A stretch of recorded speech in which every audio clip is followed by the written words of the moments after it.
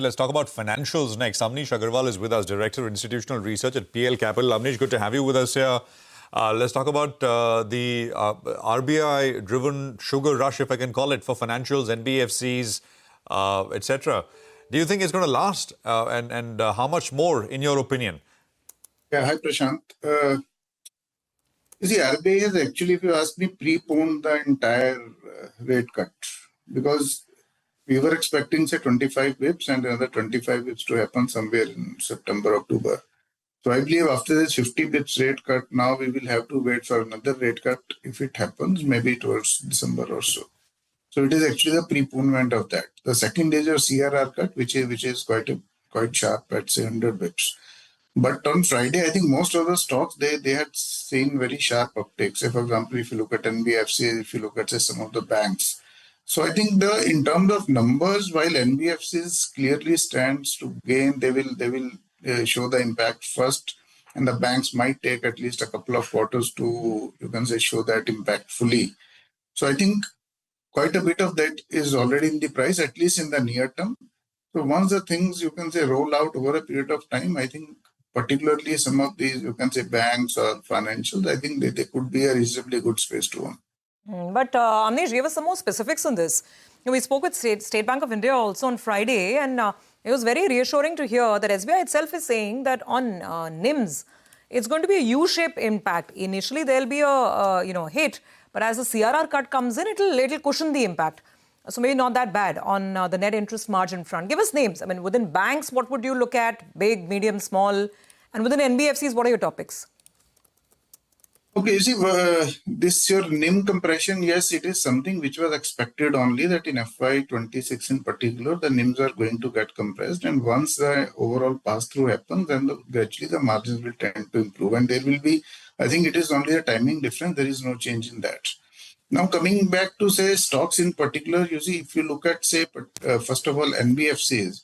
In NBFCs, particularly these are vehicle financiers or home loans. I think these are some of the segments where the benefits could come. So something like you can say a Chola or Shriram. So these are the two companies which are expected to do well over there. And in terms of banks, I think if you look at the Friday's move also, I think the move was more clear in case of banks, like, for example, second-rank banks like your IDFC or you can say some of the others.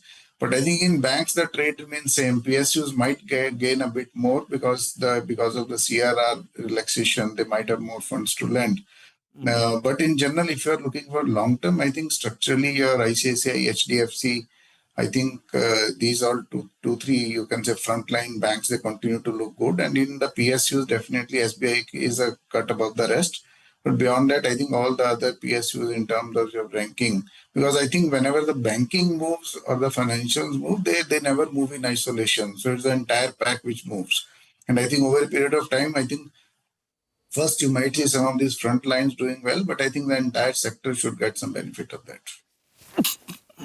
All right. Amnish, good morning. Good to see you in. What about Suzlon? Any view on the renewable space? You know, company came out with a good set of numbers, but the promoter entity is going to come and sell a small block today. That's what sources tell us.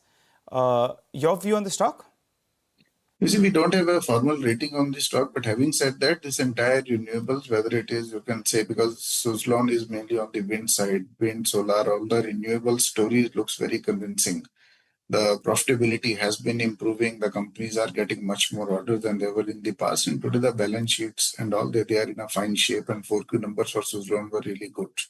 Now, as far as your, you can say, promoters coming and selling, I think it is happening in a lot more companies today. And so I will not differentiate any particular stock if the promoters are coming and selling in the market. But yes, definitely in the near to medium term, the order books of all the renewable companies, they look good. And the stock should remain in a bit of action. Now, whether it is the right time to buy or exit, I think slightly difficult for me to say at this point of time. And as we speak, I think 0.7% equity has got changed, and it's happened in the pre-open. That's in the block window. So, we'll keep an eye on that stock. That large trade that we're talking about on Suzlon has just taken place. So, Artica team as well will flush that. Well. Amnish, before we let you go, there's news on MCX as well. They'll be starting electricity derivatives, electricity futures, I guess. I don't know how material this product is going to be for them, but what's your view on the stock? There is no definitive view, but definitely if you look at this, your electricity derivatives, futures, power trading. So I think these are some of the segments which have been, I would say, doing quite well. They have been very steady in the longer term, but yes, it is highly regulated, and you can say a little bit of change in regulations can have significant impact. But definitely entering into a segment which is a growing segment, I think that is positive for MCX.